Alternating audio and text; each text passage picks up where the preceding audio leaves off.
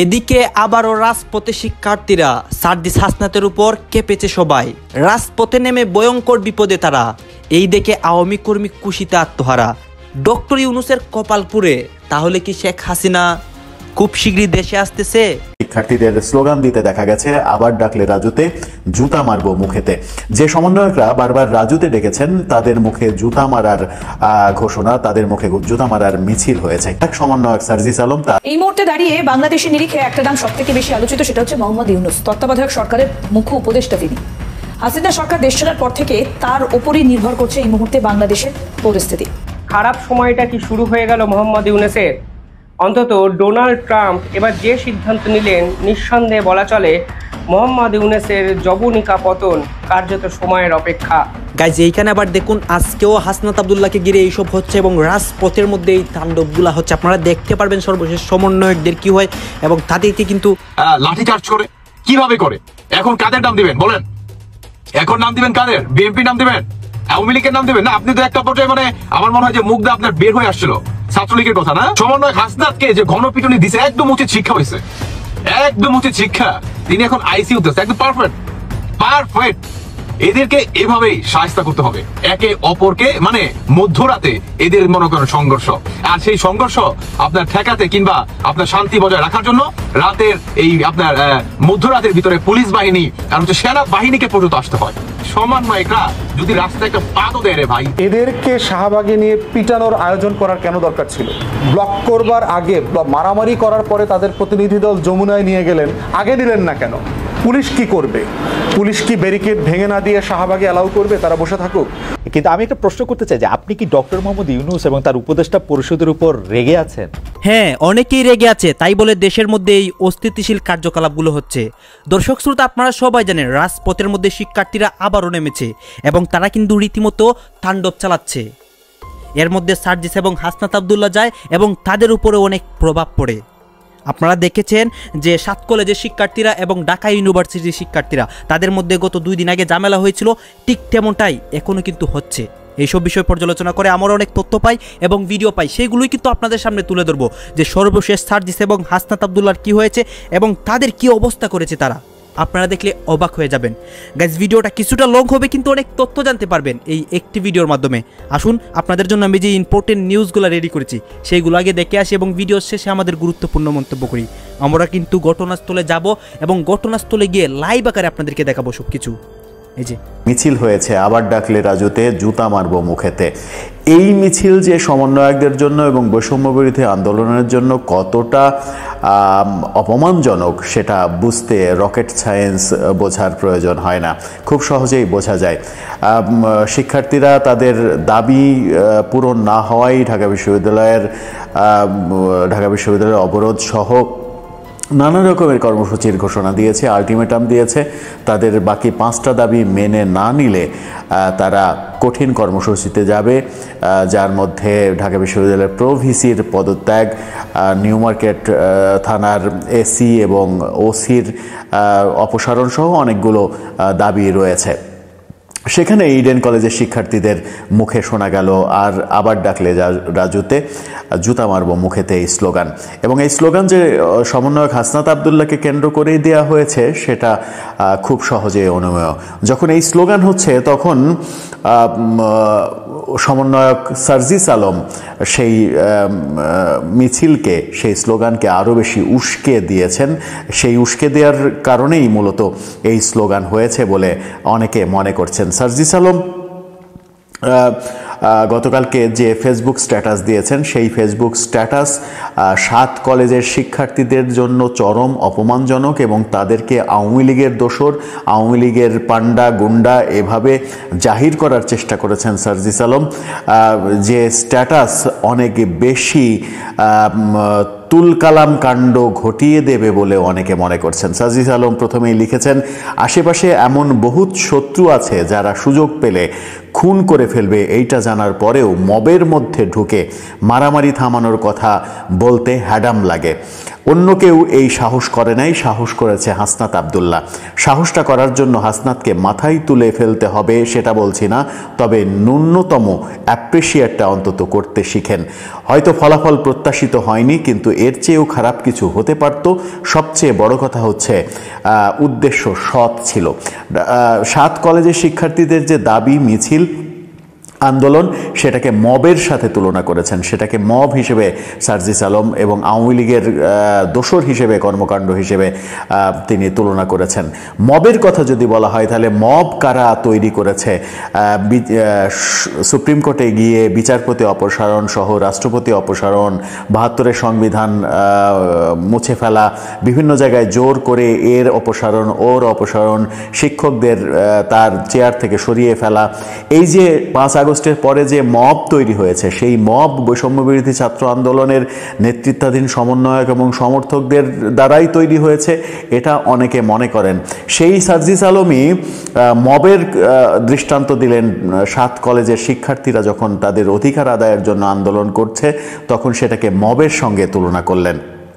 তিনি হাসনাত আব্দুল্লাহর প্রশংসা করে বলেছেন, এই ছেলেটার সমস্যা হলো এর মাথা গরম আর সব সময় গ্রেটার পার্সপেক্টিভে চিন্তা করে। তিনি এক জায়গায় লিখেছেন, এই মাথা গরম খ্যাপা ছেলেটার দোষ হচ্ছে যখনই কোথাও অস্থিতিশীল অবস্থা দেখা দেয়, ষড়যন্ত্রের গন্ধ পাওয়া যায়, তখনই কোনো কিছু চিন্তা না করে সমাধানের জন্য ছুটে যায়, হোক সেটা ক্যাম্পাস, রাজপথ কিংবা অন্য কোথাও। অর্থাৎ 7 কলেজের যে আন্দোলন, সেই আন্দোলনকে তিনি ষড়যন্ত্র হিসেবে দেখছেন। এটা ষড়যন্ত্র। তো ষড়যন্ত্র হোক, আন্দোলন হোক, যেটাই হোক, সমন্বয়কদের সব জায়গায় মাথা ঘামাতে হবে কেন? সমন্বয়কদের সব জায়গায় মাথা ঘামিয়ে ব্যাপারটাকে আরও বেশি জটিল করে ফেলার যে চেষ্টা, সেই চেষ্টা কেন হবে? ব্যাপারটা জটিল ছিল, আরও জটিলতর করা। যে কাজটা পুলিশের, আইন শৃঙ্খলা বাহিনীর, সেই কাজটা পুলিশকে, আইন শৃঙ্খলা বাহিনীকে করতে না দিয়ে সমন্বয়কদের মাঠে নেমে যেতে হবে। যে সমন্বয়ক আবার ছাত্র না, সেই সমন্বয়ক ছাত্রের সামনে যে নিজেকে জাহির করার চেষ্টা করবেন। এবং সার্জিস আলম যেভাবে হাসনাত আব্দুল্লাহর কর্মকাণ্ডকে সমর্থন করলেন, হাসনাত আব্দুল্লাহ লাঞ্ছিত হয়েছেন, তাকে নিয়ে ধাক্কাধাক্কি করা হয়েছে, এটা মবের মধ্যে ঢুকে পড়েছেন তিনি। ছাত্রদের আন্দোলনকে মব বললেন, ছাত্রদের আন্দোলনকে ষড়যন্ত্র বললেন।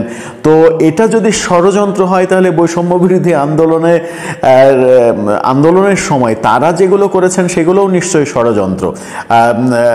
সেটাও দেশের বিরুদ্ধে ষড়যন্ত্র, যেটা শেখ হাসিনা সরকার বলার চেষ্টা করেছেন যে এটা ষড়যন্ত্র। তো শেখ হাসিনার বিরুদ্ধে ষড়যন্ত্র, তাহলে কি এটাও মেনে নেবেন যে সেটা ষড়যন্ত্র ছিল? এখন অধিকার আদায়ের যে যুদ্ধ, অধিকার আদায়ের যে মিছিল তারা করছে, আন্দোলন করছে, সেটাকে যখন সার্জিস ষড়যন্ত্র হিসেবে আখ্যায়িত করলেন, তখন সেটা 7 কলেজের শিক্ষার্থীদের জন্য চরম অপমানজনক। এবং চরম অপমানজনক বলেই তারা এবার স্লোগান ধরেছে, আবার ডাকলে রাজুতে, জুতা মারবো মুখেতে। এই স্লোগানটা যে কত বড় অপমানজনক, সেটা বোঝার মতো জ্ঞান, গরিমা সমন্বয়কদের নিশ্চয়ই রয়েছে। তারা বুঝবেন এবং বুঝে তাদের বোধোদয় হবে, সেটা আমরা প্রত্যাশা করতেই পারি। সার্জিস আলম শেষটা করেছেন এভাবে, সেটা হচ্ছে যে কতজনের কত রকম স্বার্থ আর ধান্দা, সেটা আমরা বুঝি। অপ্রত্যাশিত কিছু হলে এরা যে আবার গর্তে যাবে সেটাও জানি, কিন্তু দিন শেষে চোখের সামনে রক্ত আর হাজারো জীবনের বিনিময়ে অর্জিত নতুন স্বাধীনতা রক্ষা করতে হাসনাতরা প্রতিজ্ঞাবদ্ধ। শুধুমাত্র হাসনাত আর সার্জিস আলমরা প্রতিজ্ঞাবদ্ধ, আর ছাত্ররা যারা আন্দোলন করছে তারা সবাই ষড়যন্ত্রকারী। সার্জিস আলমের কণ্ঠে তিনি শেষটাই লিখেছেন, আপনাদের মতো গুটি কয়েক ভণ্ড, সুবিধাবাজ, কালপিট কি বলল আর কি বিহেভ করলো তাতে আমাদের কিছু যায় আসে না। হাসিনার পোষারা এর চেয়ে কম বলেনি বা কম করেনি। 7 কলেজের শিক্ষার্থীদের তিনি ভণ্ড, সুবিধাবাজ, কালপিট এমন শব্দে আখ্যায়িত করেছেন। এমন শব্দে যখন তিনি আখ্যায়িত করেছেন তখন 7 কলেজের শিক্ষার্থীরা কি রূপ ধারণ করে সেটাই এখন দেখার অপেক্ষা। গতকালকে আমরা স্লোগান শুনেছি, রাজুতে ডাকার বিরুদ্ধে যে স্লোগান, আবার ডাকলে রাজুতে জুতাবার্ম মুখেতে, এর চাইতে অপমানজনক স্লোগান আর হতে পারে না। এরপরেও এর চাইতেও বেশি কিছু হয়তো হতে পারে। সার্জিস যেভাবে ব্যাপারটাকে আরও উস্কে দিয়েছেন, তিনি শেষটাতে বলার চেষ্টা করেছেন মিনিমাম কমন সেন্স থাকলে বোঝা উচিত কারা করছে, কেন করছে। রকেট সায়েন্স না বোঝাটা, মানে রকেট সায়েন্স বোঝা লাগবে না। এই ঘটনা হাসনাতকে যারা অপমান করেছে, লাঞ্ছিত করেছে, হাসনাতের বিরুদ্ধে যারা ভুয়া ভুয়া বলে স্লোগান দিয়েছে, তারা কারা? তারা আওয়ামী লীগের দোসর। তারা খারাপ সময়টা কি শুরু হয়ে গেল মোহাম্মদ ইউনূসের? অন্তত ডোনাল্ড ট্রাম্প এবার যে সিদ্ধান্ত নিলেন, নিঃসন্দেহে বলা চলে মোহাম্মদ ইউনূসের জবনিকা পতন কার্যত সময়ের অপেক্ষা। তিনি ইউএস এইড বন্ধ করে দিয়েছিলেন কাল। যেই এইডের মাধ্যমে বাংলাদেশ একের পর এক সুযোগ সুবিধা পাচ্ছিল, অন্তত বর্তমানে অর্থনৈতিক যে পরিস্থিতি বা মন্দা, সেখানে বাংলাদেশের কোষাগার ফুলে ফেপে উঠছিল, সেই এইড বন্ধ করে মোহাম্মদ ইউনূসকে কিন্তু প্রথম ঝটকাটা দিয়ে দিয়েছিলেন ডোনাল্ড ট্রাম্প। আর আজকে আমেরিকার পক্ষ থেকে যে খবর সামনে এলো, তা নিঃসন্দেহে মোহাম্মদ ইউনূসের কাছে সব থেকে বড় ধাক্কা হতেই পারে। সাম্প্রতিক সময়ে শেখ হাসিনাকে সরানোর পিছনে যার নাম সব থেকে বেশি উচ্চারিত হচ্ছিল, আলোচিত হচ্ছিল, এমনকি শেখ হাসিনা যার নাম বিভিন্ন ক্ষেত্রে বলেছিলেন, সেই ডোনাল্ড লু, এবার এই ডোনাল্ড লুকে সরিয়ে দিলেন ডোনাল্ড ট্রাম্প প্রশাসন। আজকে আমেরিকার পক্ষ থেকে একটি প্রেস কনফারেন্স করা হয়েছে।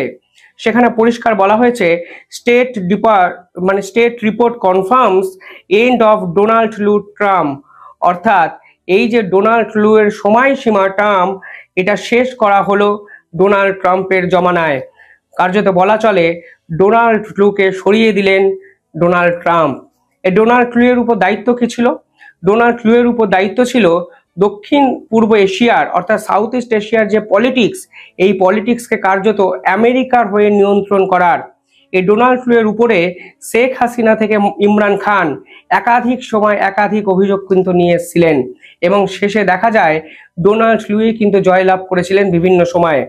এই ডোনাল্ড লুকে game changer of south east region, মানে এই যে পার্টিকুলারলি সাউথ ইস্ট অঞ্চল, এই অঞ্চলের গেম চেঞ্জার বলে আখ্যায়িত করেন বিশেষজ্ঞরা। 2022-এ যদি যান তাহলে দেখতে পাবেন ইমরান খানের যে সরকার, সেই সরকারের সেই সরকারের সঙ্গে ইমরান খানের সরে যাওয়ার 1 মাস আগে এই ডোনাল্ড লু একটি মিটিং করেছিলেন, এবং ডোনাল্ড লু এর এই মিটিং এর পর ইমরান খানও বুঝতে শুরু করেন আমেরিকার ফাঁদে যদি তিনি পা না দেন তাহলে তাকে ক্ষমতা থেকে সরতে হবে।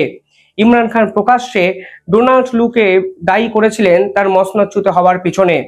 তিনি এই ডোনাল্ড লুকে বলেছিলেন US regime change operation head, অর্থাৎ আমেরিকার রেজিম চেঞ্জ অপারেশন হেড, মানে আমেরিকা ডোনাল্ড লুকে, অর্থাৎ বাইডেন প্রশাসন ডোনাল্ড লুকে কাজে লাগাতো প্রত্যেকটি অঞ্চলে জিওপলিটিক্যাল সিনারিও এবং পলিটিক্সকে উল্টে পাল্টে দেওয়ার ক্ষেত্রে।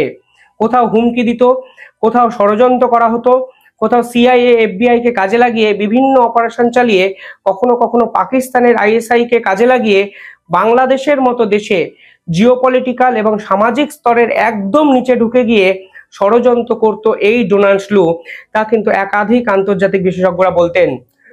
শেখ হাসিনা কি বলেছিলেন মনে আছে আপনাদের? শেখ হাসিনা বলেছিলেন আমেরিকার সাথে এই মিটিং, অর্থাৎ সেন্ট মার্টিনস দ্বীপটিকে নিয়ে মিটিং হওয়ার পরই তিনি বুঝতে শুরু করেছেন একটি শ্বেতাঙ্গ ভদ্রলোকের সঙ্গে মিটিংয়ে আশানুরূপ ফল না পাওয়ার ফলেই শেখ হাসিনাকেও হয়তো গদিচ্যুত হতে হবে। অর্থাৎ শেখ হাসিনাকে কাছে গিয়ে এই ডোনাল্ড লু যখন সেন্ট মার্টিনস দ্বীপটিকে চেয়েছিলেন, তখন শেখ হাসিনা কিন্তু বাংলাদেশের স্বার্থে সেন্ট মার্টিনস দ্বীপটা আমেরিকাকে ব্যবহার করতে আর দেননি। শেখ হাসিনা সেদিন বলেছিলেন আমাদের দেশের ভূমি ব্যবহার করে অন্য দেশের উপর নজরদারি রাখা কিংবা অন্য দেশের বিরুদ্ধে যুদ্ধ করার পরিস্থিতি তৈরি করা, তা কোনোভাবেই বাংলাদেশ সরকার সমর্থন করবে না। তিনি বলেছিলেন একটি শ্বেতাঙ্গ ভদ্রলোক এসে আমাকে এমন কিছু দাবি করেন যে দাবি আমি রাখতে পারবো না। পরবর্তীকালে শেখ হাসিনার বিরুদ্ধে কি হয়েছেন আপনারা তো সকলেই জানেন।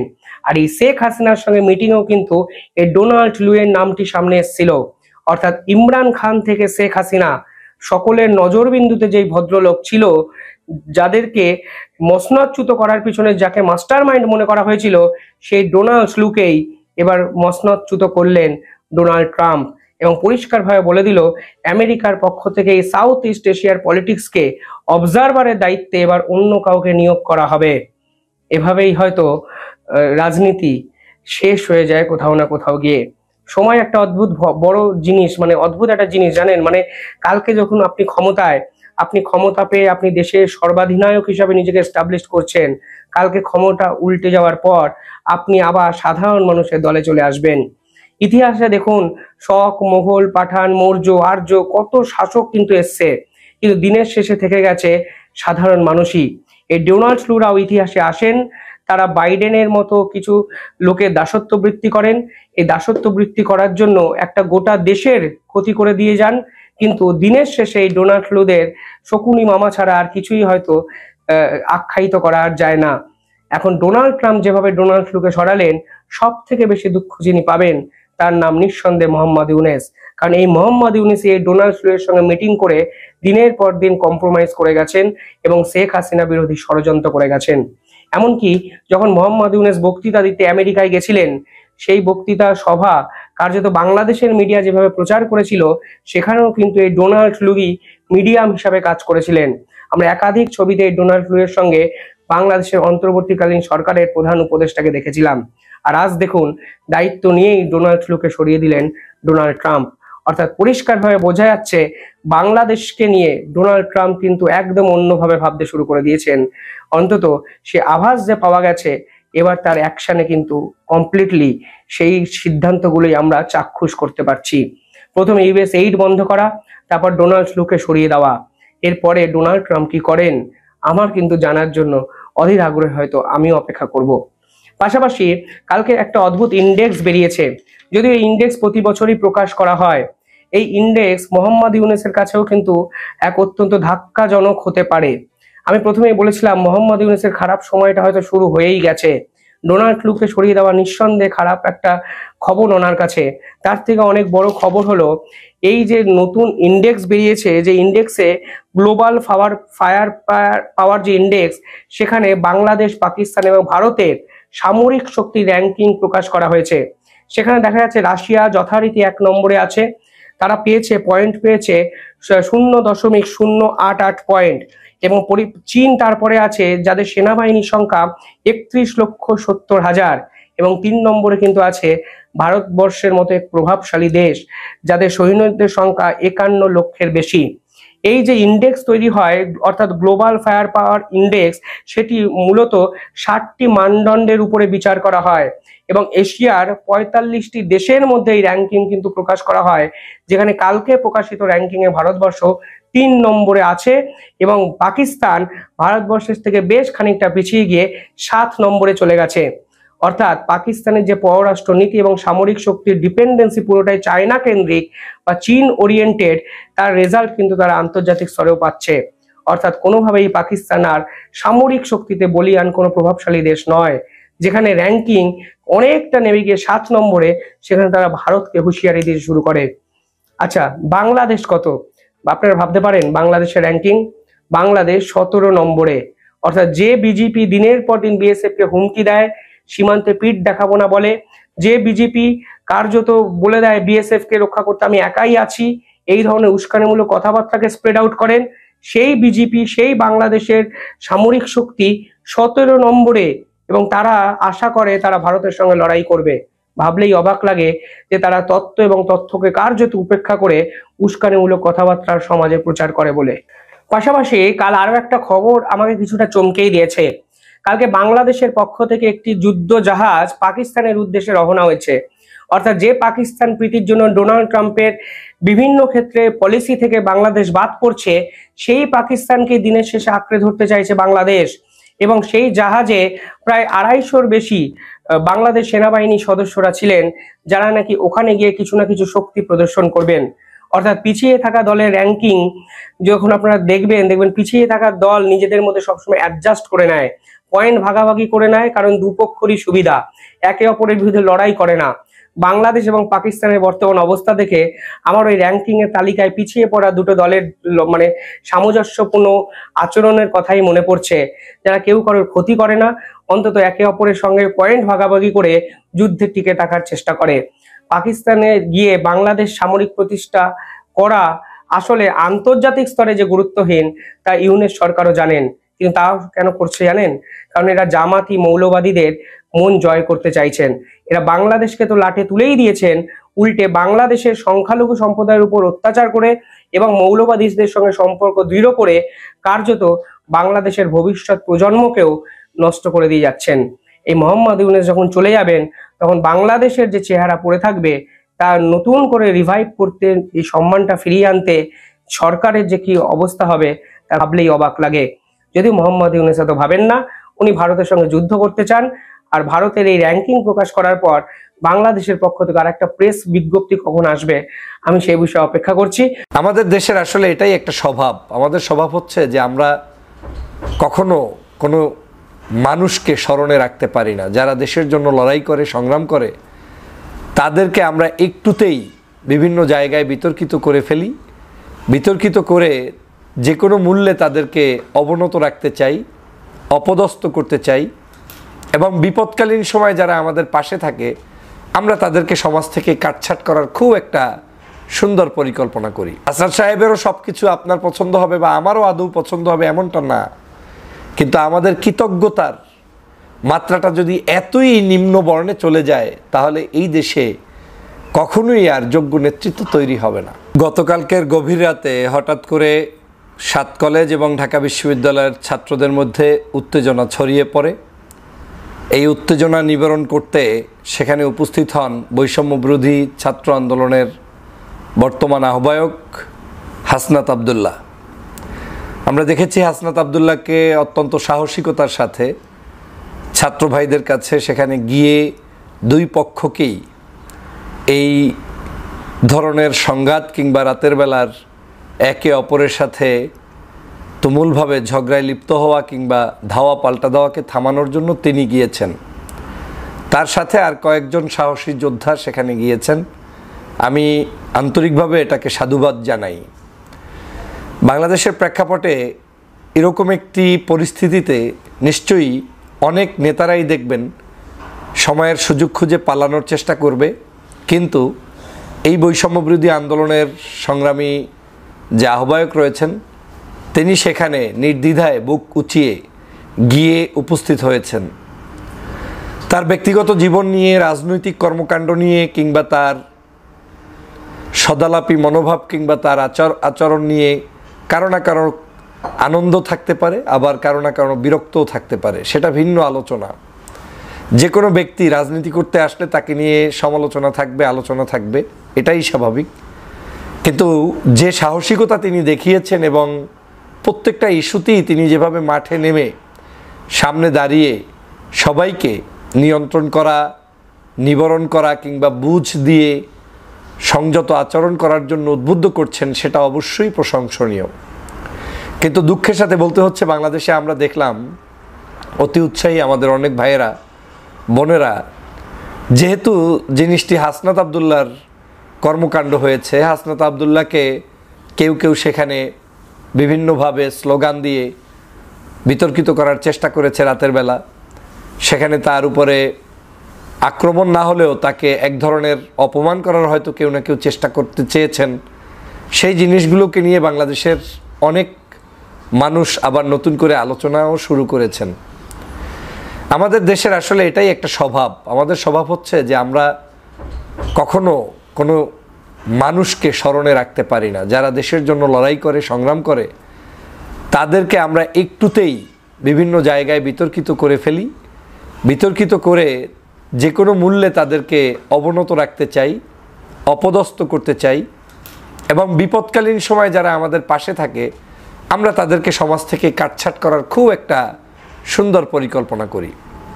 আমি নিশ্চিত যে আবুল হাসনাত সাহেবের, এই হাসনাত আবদুল্লাহ সাহেবের এখন পর্যন্ত ওই অর্থে রাজনৈতিক বিশাল জ্ঞান কিংবা বড়ত্বের জায়গায় যাওয়ার মতো পরিস্থিতি হয়নি। তিনি এখনও লার্নার, শিখছেন। তবে তারা এই জুলাই বিপ্লবের যে মানুষকে যে বিজয় ছিনিয়ে এনে দিয়েছেন 5ই আগস্ট, এটা তাদের জন্য বড় অ্যাচিভমেন্ট এবং দেশের জন্য আমাদের জন্য সবচাইতে বড় পাওয়া। তারা আজকের যে জীবন বাজি রেখে আমাদের জন্য যখন লড়াই করেছিলেন, তখন তারা আমাদের সামনে ছিলেন সিংহ, তারা আমাদের সামনে ছিলেন বাঘ, তারা আমাদের সামনে ছিলেন বাংলাদেশের সত্যিকার মুক্তিযোদ্ধা। কিন্তু যখনই তারা তাদের এই জায়গা থেকে রাজনৈতিক জায়গায় পদার্পণ করা শুরু করছেন, কথা বলছেন, সমাজ নিয়ে ভাবছেন, রাজনীতি নিয়ে ভাবছেন, সেটাকে খুব কম সংখ্যক মানুষই ওয়েলকাম জানানো শুরু করেছেন। বেশিরভাগ জায়গায় তাদের দোষ ত্রুটিকে সামনে আনার চেষ্টা করছেন, যদিও বারবার এই রাজনীতিবিদ বা ইয়াংস্টাররা তাদের জায়গা থেকে স্পষ্ট করে সবসময় বার্তা দিয়েই চলেছে যে পারলে আমাদের বিরুদ্ধে কোনো একটি অভিযোগ পূর্ণাঙ্গভাবে উপস্থাপন করে দেখাও। আমি খুব কষ্ট পেয়েছি গতকালকের রাতের যেই আচরণটি তার সাথে ঘটেছে বা কেউ ঘটাতে চেয়েছে। যতটুকুই হয়েছে এতটুকুই কোনোভাবে কাম্য ছিল না। আমাদের ম্যাচুরিটির প্রত্যেকেরই অভাব আছে। আমি পূর্ণাঙ্গ কোনো ব্যক্তি না, আমারও অনেক কিছু আপনার ভালো লাগবে, অনেক কিছু লাগবে না। হাসান সাহেবেরও সব কিছু আপনার পছন্দ হবে বা আমারও আদৌ পছন্দ হবে এমনটা না। কিন্তু আমাদের কৃতজ্ঞতার মাত্রাটা যদি এতই নিম্ন বর্ণে চলে যায়, তাহলে এই দেশে কখনোই আর যোগ্য নেতৃত্ব তৈরি হবে না। আমি বারবার যে কথাটা প্রসঙ্গক্রমে বলি যে আমাদের যারা ইয়াংস্টার আছে, এখন যারা ছাত্রদের প্রতিনিধি আছে, এদেরকে ডেকে আমাদের শেখানো উচিত। কেউ কি এই কথা বলতে পেরেছি যে সর্বোচ্চ দলের আমি একজন নেতা, সর্বোচ্চ মিডিয়াম দলের নেতা, ছোট দলের নেতা, আমরা তাদেরকে কতবার ডাকতে পেরেছি? আমরা জানি যে তাদের অনেক আচার ব্যবহার চলাফেরার মধ্যে যে উত্তেজনা, কারণ তারা ইয়াং, নতুন, মাঠে এসেছে, বিজয় ছিনিয়ে এনেছে, এখনও ক্রাইসিস, হাসিনার এই বিদায়ের পরে নতুন করে রাজনীতির মাঠগুলোতে তাদের অনেক কিছু হয়তো পাড়ি দেওয়া হয়নি। কিন্তু আমরা তাদেরকে যে পরিমাণ অবজ্ঞা করি, যে পরিমাণ তাদের বিরুদ্ধে কথা বলি কিংবা সুযোগ পেলে খোঁচা মারি, সেই পরিমাণ কিন্তু আমরা ভালোবাসার নজর দিয়ে তাদেরকে ডাকি না। এজন্য দায়ী আসলে তারা যতটুকু, তার চেয়ে আমি মনে করি আমরা যারা বড় পর্যায় থেকে নেতৃত্ব দিচ্ছি বা দিবেন ভাবছেন বা দিয়েছেন, আপনাদের আমাদের অনেক বড় দায়িত্ব আছে আমাদের এই ছাত্র ভাইদের প্রতি। যাই হোক, সে প্রসঙ্গ ভিন্ন। কিন্তু আমার যেটা মনে হয়েছে যে বাংলাদেশে এই অকৃতজ্ঞতা, এটা একটা বাই বর্ন আমরা শিখেছি, বাই বর্ন। আমরা যেই ভালো কিছু করে দেয় আমরা তাকে ছিঁড়ে ফেলে দিতে অভ্যস্ত হয়ে যাই। বাংলাদেশে গত 16 বছরে আমরা কি করতে পেরেছি, কি করতে পারি নাই, এটা একদম গ্লাসের মতো ক্লিয়ার। আপনার সামনে পানির নিচে তাকালে যেরকম দেখবেন সব ক্লিয়ার, একদম এখানে সম্পূর্ণটাই আপনি দেখতে পাচ্ছেন। হ্যাঁ, আমাদের উপরে জুলুম করেছে, অত্যাচার করেছে, আওয়ামী লীগের দুঃশাসন নেমে এসেছে, সব সত্য। কিন্তু আমরা 16 বছরে হাসিনাকে নামাতে পারি নাই, এটা হচ্ছে আরো বড় সত্য। কিন্তু এই ছাত্র ভাইয়েরাই ক্রাইসিসে আমাদের সামনে এসে আমাদেরকে নেতৃত্ব দিয়ে দেশকে স্বাধীন করেছে, হাসিনা মুক্ত বাংলাদেশ করেছে। সেটার জন্য অন্ততপক্ষে আপনার জীবনের মৃত্যুর আগ পর্যন্ত, যেহেতু আপনি সবচাইতে ভিকটিমের শিকার ছিলেন এই শেখ হাসিনার জুলুম অত্যাচারের কাছে, আপনার আমার সকলের দায়িত্ব ওই জায়গা থেকে তাদের প্রতি কৃতজ্ঞতা পোষণ করা, তাদের নিরাপত্তা নিশ্চিত করা, তাদেরকে আগলে রাখা, তাদেরকে স্নেহ করা, তাদের পাশে দাঁড়ানো। কিন্তু আমরা যখন সেটা থেকে দূরে সরে আসব, এটা কখনোই বাংলাদেশের ইতিহাসের জন্য ভালো হবে না। তবে বাংলাদেশের ইতিহাস খুব নির্মম, নিষ্ঠুরতা। সেজন্য আমি আমাদের ছাত্র ভাইদেরকেও বলবো, যেই দেশ নিয়ে ভাবছেন, যেই মানুষদেরকে নিয়ে ভাবছেন, সেটা ভাববেন ঠিকই, তবে তার আগে এই দেশের কার্যক্রম, মানুষ, রাজনৈতিক শিষ্টাচার, রাজনৈতিক ব্যক্তিবর্গের বিহেভিয়ার, এদেশের মানুষের সভ্যতা, কালচার সম্পর্কে আপনাদেরকে আরও অ্যাডাপ্ট হতে হবে এবং এই দেশের যে চাহিদা, সেই আলোকে আপনাকে পথ চলতে জানতে হবে। আমি জানি যে আপনারা স্ট্রেট ফরওয়ার্ড, ভালো কিছু চিন্তা করেই অনেক সময় অনেক কিছু আপনাদের ভিতর থেকে চলে আসে, কিন্তু আপনাদের এই চলে আসাটাকে অ্যাকসেপ্ট করার মতো, বরণ করার মতো বিশাল হৃদয়ের মানুষের সংখ্যা আমাদের দেশে এখনও তৈরি হয়নি।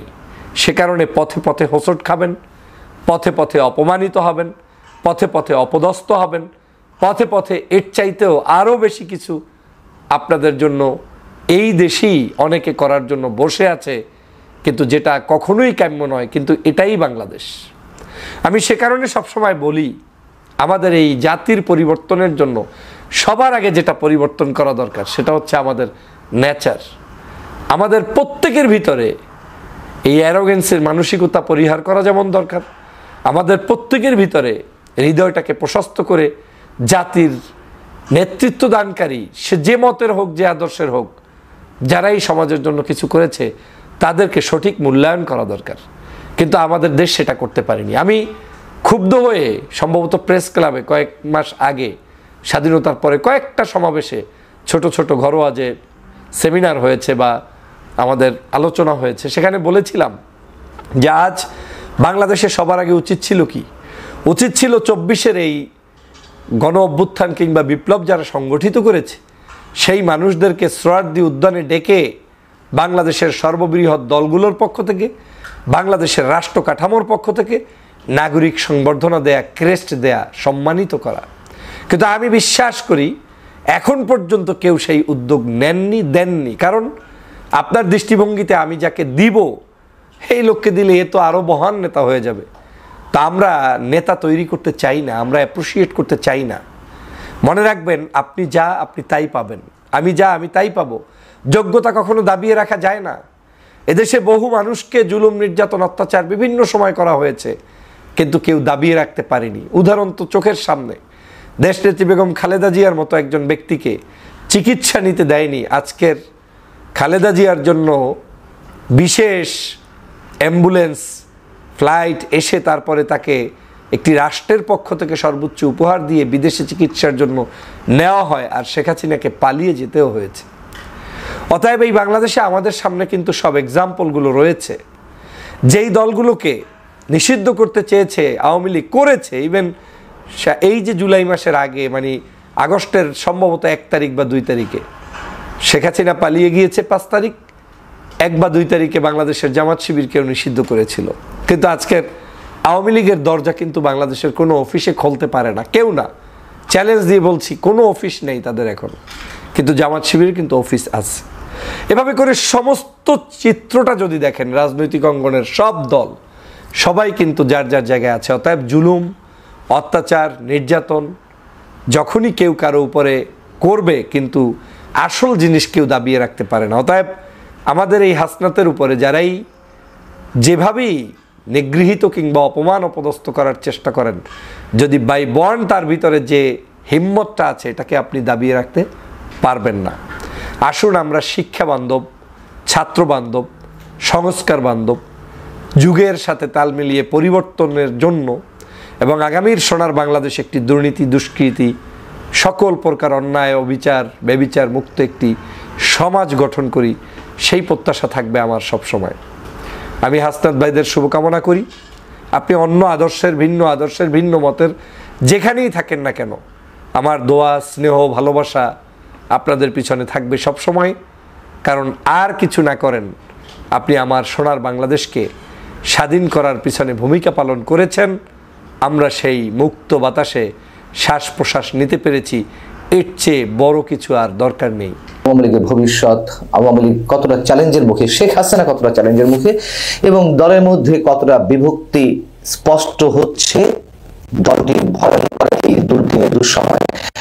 আফটার দ্য ব্লাডশেড ক্যান বাংলাদেশের আওয়ামী লীগ রিসারেক্ট ইটসেলফ, এই শিরোনামে যে প্রতিবেদনটি প্রকাশ হয়েছে তার মধ্যে যে বিশ্লেষণগুলো উঠে এসেছে, নানান ধরনের মন্তব্য উঠে এসেছে, আমার মনে হয় যে এটি মোটামুটি একটি নির্মোহ বিশ্লেষণ। এবং দেশের সাধারণ মানুষ থেকে শুরু করে আওয়ামী লীগের অভ্যন্তরীণ পর্যায়ে দলের তৃণমূল নেতাকর্মীরা যে ধরনের মন্তব্য করছেন, যে মানসিকতা পোষণ করছেন, সেগুলো উঠে এসেছে। এবং আমি দায়িত্ব নিয়ে বলছি, আমার সঙ্গে যাদের আওয়ামী লীগের উচ্চ পর্যায়ে কিংবা তৃণমূল পর্যায়ের 1-to-1 কথা হচ্ছে, তাতে এই রিপোর্টের বাইরে কিছু আসেনি। এখানে বলা হচ্ছে যে বাংলাদেশের জন্মের আগে থেকেই যে দলটি একটি বড় শক্তি হিসেবে আত্মপ্রকাশ করেছে অনেক আগে থেকেই, তা এখন টুকরো টুকরো জোড়া লাগানোর চেষ্টা করছে। এবং সবচেয়ে ভয়ঙ্কর যে বিষয়টি, আওয়ামী লীগের 15.5 বছর 16 বছরের যে ভয়ঙ্কর দুঃশাসন, দলের বিভিন্ন পর্যায়ে নেতাদের যে অপরাধ, এবং বিশেষ করে 5 আগস্ট গণ অভ্যুত্থানের আগের সময় থেকে গণ অভ্যুত্থান পর পর্যন্ত বা গণ অভ্যুত্থান পর্যন্ত যে ধরনের অপরাধগুলো সংগঠিত হয়েছে, আওয়ামী লীগের হোমরা চামড়া মানে শীর্ষ পর্যায়ের নেতা থেকে শুরু করে মধ্যম পর্যায়ের নেতা এবং কর্মীদের মধ্যে এই সব কিছু নিয়ে তীব্র বিভক্তি প্রকাশ পাচ্ছে। এবং নেতাকর্মীরা বিশ্বাস করেন, যারা আওয়ামী লীগের সত্যিই মঙ্গল কামনা করেন, তারা বলছেন কোথায় ভুল হয়েছে তা পেছনে ফিরে দেখা দরকার আওয়ামী লীগের। একটা এক্সাম্পল এখানে তুলে আনা হয়েছে, যখন 16ই জুলাই কোটা বিরোধী আন্দোলন শুরু হলো তীব্র আকারে, এবং 5 আগস্টের কয়েকদিন আগে যখন আবু সাইদকে হত্যা করা হলো, এমন একটি খবর যখন আওয়ামী লীগের মোটামুটি শীর্ষ পর্যায়ের এক নেতার কানে পৌঁছালো, যিনি মেসেজটি দিলেন তিনি খুব ঠান্ডা মেজাজে ছিলেন। তখন কোন এক স্থানীয় কবি তাকে কবিতা আবৃত্তি করে শোনাচ্ছিলেন, বেশ ফুরফুরে মেজাজে ছিলেন। যখন আবু সাইদ হত্যাকাণ্ডের খবরটি শুনলেন, তিনি একেবারে উড়িয়ে দিলেন। তিনি মন্তব্য করলেন যে এগুলো কোনো বিষয় না, এগুলো আমাদের নেত্রী সব ম্যানেজ করে ফেলবেন। হ্যাঁ, শেখ হাসিনা অনেক কিছুই ম্যানেজ করেছেন, অনেকগুলো গণ আন্দোলন সংগঠিত হওয়ার পথে গিয়েও তা একেবারে স্থিমিত করে দিয়েছেন তিনি। সেটি তার দূরদর্শিতা হোক, হঠকারিতা হোক, কিংবা প্রতারণা হোক, নানান জনে নানানভাবে মন্তব্য করতে পারেন, কিন্তু অনেক আন্দোলন তিনি স্থিমিত করে দিয়েছেন, সেগুলো গোয়েন্দা বাহিনীর মাধ্যমে হোক অথবা ছাত্রলীগের পেটোয়া বাহিনী দিয়ে হোক, যেভাবে হোক। এবং সেই বিশ্বাস থেকে ওই নেতার মন্তব্য এরকমই ছিল যে তাদের নেত্রী সবকিছুই ঠিক করে ফেলবেন। মাঠ পর্যায়ে কি হচ্ছে তারা কখনোই আমলে নিতে চাননি, অথচ নির্মম পরিহাস ভাগ্যের এটি যে এর মাত্র 3 সপ্তাহ পরেই, আবু সাইদ হত্যাকাণ্ডের 3 সপ্তাহ পরেই গণ অভ্যুত্থানের মুখে আওয়ামী লীগকে ভয়ঙ্কর দুঃসময়ের মুখোমুখি হতে হলো, শেখ হাসিনাকে দেশ ছেড়ে চলে যেতে হলো। অজ্ঞাত স্থান থেকে অনেকেই বিভিন্ন গণমাধ্যমে কথা বলছেন, সামাজিক যোগাযোগ মাধ্যমে তাদের অডিও রেকর্ড ছড়িয়ে দিচ্ছেন। তাদের একজন হচ্ছেন দলের যুগ্ম সাধারণ সম্পাদক বাহাউদ্দিন নাসিম। বাহাউদ্দিন নাসিমের কাছে আল জাজিরা যে প্রশ্নগুলো করেছিল, এবং বিভিন্ন জায়গায় তিনি এটি বলছেন যে আমরা আন্তর্জাতিক ষড়যন্ত্রের শিকার, এটি শীঘ্রই প্রমাণিত হবে। তবে তিনি কাকে বা কোন দেশকে দায়ী করছেন আল জাজিরা বলছে তিনি তা সুনির্দিষ্টভাবে বলেননি। তার এমন মন্তব্যের পর বিশ্লেষকরা বলছেন তাদের দলের নেতৃত্বের যে ব্যর্থতা এবং জনগণের অভিযোগগুলো সমাধানে তাদের যে অক্ষমতা তা ফুটে ওঠে এমন প্রত্যাখ্যানের মধ্য দিয়ে। বিদেশি ষড়যন্ত্র অবশ্যই ছিল, আমরা বিশ্বাস করি। বিদেশি ষড়যন্ত্রগুলো যারা বাস্তবায়ন করেছে হাতে গোনা কিছু মানুষ নিশ্চয়ই, তাই না? এটা আমি নিজেও বিশ্বাস করি। কিন্তু আওয়ামী লীগের দুঃশাসনের বিরুদ্ধে যে সাধারণ মানুষ পথে নেমে এসেছিল, আওয়ামী লীগের পরিবারের অনেক সদস্য ক্ষুব্ধ হয়ে, অতিষ্ঠ হয়ে তারা শেখ হাসিনার পতনের জন্য রাজপথে নেমে এসেছিলেন, এই কথাগুলোকে মিথ্যে, এগুলো তারা বিবেচনায় নিচ্ছে না। এবং উল্টো তৃণমূল পর্যায়ের নেতাকর্মীদের দূরে সরিয়ে রাখা হচ্ছে, তাদের যে উপলব্ধি, তাদের যে মানসিকতা, সেগুলোর প্রতি কোনো ধরনের মূল্যায়ন করা হচ্ছে না। এবং আওয়ামী লীগ যে 15.5 বছর টানা ক্ষমতায় ছিল, সেই সময়ও তো নানানভাবে আলোচিত হয়েছে যে দলের ত্যাগী নেতা কর্মীদেরকে দূরে সরিয়ে রাখা হচ্ছে। হাইব্রিড এবং সুযোগ সন্ধানী এবং শীর্ষ পর্যায়ের কিছু নেতা তারা তাদের আখের গোছানোর জন্য দলের ভালো মন্দ কিছুই চিন্তা করেননি। এবং এই যে দলীয় তৃণমূলী নেতা কর্মীরা, তারা এখনো আত্মগোপনে রয়েছেন। তাদের যে এখনকার ভয়ঙ্কর জীবনযাপন, সেটিও আওয়ামী লীগের শীর্ষ নেতারা বিবেচনা নিচ্ছেন না, বরং তাদের বিভিন্ন ধরনের হঠকারী মন্তব্যে এই নেতা কর্মীরাই বিপদে পড়ছেন। এবং একটা সুসংগঠিত রাজনৈতিক শক্তি থেকে কিভাবে টপ ডাউন কাঠামোতে আওয়ামী লীগ রূপান্তরিত হলো, সেই বিষয়গুলোই এই প্রতিবেদনে উঠে এসেছে। তৃণমূলের নেতাকর্মীরা বলছেন, যাদের অনেকের সাক্ষাৎকার নেওয়া হয়েছে, অনেকে নাম প্রকাশ করেছে, অনেকে নাম প্রকাশ করেননি, তাদের যে মন্তব্য তা হচ্ছে এই যে বাস্তবতাকে অস্বীকার করা, যে ভুলগুলো হয়েছে সেগুলো এখনো এক পেশে দৃষ্টি দেখা হচ্ছে, শুধুমাত্র আন্তর্জাতিক শক্তির ষড়যন্ত্রের উপরে ছেড়ে দেওয়া হচ্ছে। দলের যে 15-16 বছরের নানান পর্যায়ে ভুল, সেগুলো বিশ্লেষণ করা হচ্ছে না। এই কারণে এই দল জনগণের সেন্টিমেন্ট হারিয়েছে। 5 আগস্ট যখন শেখ হাসিনার হেলিকপ্টার উড়াল দেন, সেই সময় এই দৃশ্য টেলিভিশনে প্রত্যক্ষ যারা করেছেন তাদের মধ্যে খুলনা ছাত্রলীগের একজন শীর্ষ পর্যায়ের নেতা, তার মন্তব্য এখানে তুলে আনা হয়েছে। তিনি বলছেন যে যখন টেলিভিশন নাটকীয় ওই পলায়নের দৃশ্য সম্প্রচার হচ্ছিল, তখনও কিছু নেতাকর্মীকে নিয়ে আমি খুলনা রাজপথে অবস্থান করছিলাম। আমি আমাদের একজন সিনিয়র নেতা স্থানীয় এমপিকে ফোন করার চেষ্টা করলাম, কিন্তু তার ফোন বন্ধ ছিল। তিনি বলেন ঠিক ওই মুহূর্তে আমার মনে হলো আমাদের সঙ্গে প্রতারণা করা হয়েছে। এবং যখন ছাত্রলীগকে নিষিদ্ধ করা হলো গত 23 অক্টোবর নির্বাহী আদেশে, তখন তাদের যে ভয়ঙ্কর পরিস্থিতি, কিভাবে আরেক সিনিয়র নেতা খুলনার ছাত্রলীগের, তার কথা উল্লেখ করা হচ্ছে, কিভাবে গোপালগঞ্জে গোপনে পৌঁছে তারপর থেকে তিনি ঢাকা ফিরে এলেন এবং কিভাবে নিজেকে সবকিছু থেকে বিচ্ছিন্ন রাখতে তার ফেসবুক অ্যাকাউন্ট বন্ধ করে দিলেন, তার ফোন নম্বর সহ সবকিছু পাল্টে দিলেন। সেই নেতা বলছেন দল আমাদের পরিত্যাগ করেছে, আর কখনো রাজনীতিতে ফিরবো না। সারা দেশের তৃণমূল পর্যায়ের নেতাকর্মীদের মধ্যে তাদেরকে পরিত্যাগ করার একই রকম অনুভূতি ব্যক্ত করেছেন আরো অনেকে এই প্রতিবেদনে যাদের কথা বলে এসেছে, এবং বহু নেতাকর্মী এখনো নীরব। কৃষক লীগের সহকারী সম্পাদক সামিউল বাশির, তিনি সামাজিক যোগাযোগ মাধ্যমে সরব রয়েছেন, তার বক্তব্য এখানে আনা হয়েছে। তিনি আল জাজিরাকে বলছেন কমিটেড নেতাকর্মীকে বছরের পর বছর এক পেশে করে রাখা হয়েছে। 2014 সাল থেকে সুযোগ সন্ধানীরা এবং স্থানীয় এমপিদের পরিবারের সদস্যরা তৃণমূল পর্যায়ে দলীয় কাঠামোতে আধিপত্য বিস্তার করেছে, এর ফলে বিপর্যয়ের সৃষ্টি হয়েছে। এবং একই রকম মন্তব্য আওয়ামী লীগ পন্থী চিকিৎসকদের একটি সংগঠন, তিনি নাম প্রকাশ করেননি, তিনি বলছেন যারা দলীয় মুখপাত্র হয়ে উঠেছে তাদের কর্মকাণ্ড এবং ব্যবহৃত শব্দগুলো বিপর্যয়কর ছিল দলের জন্য, বিশেষ করে গত কয়েক বছর। দলের ব্যর্থতার বিষয়ে এটি ছিল নির্মম বাস্তবতা। এবং সিদ্ধান্ত গ্রহণের ক্ষেত্রে আমাদের দল প্রচন্ডভাবে নির্ভর করেছে গোয়েন্দা রিপোর্টের উপরে। কিভাবে সিদ্ধান্ত নেওয়া হবে, কারা সিদ্ধান্ত নিচ্ছেন, সে বিষয়ে শীর্ষ নেতাদেরকে দেখেছি তারা অবহিত নন।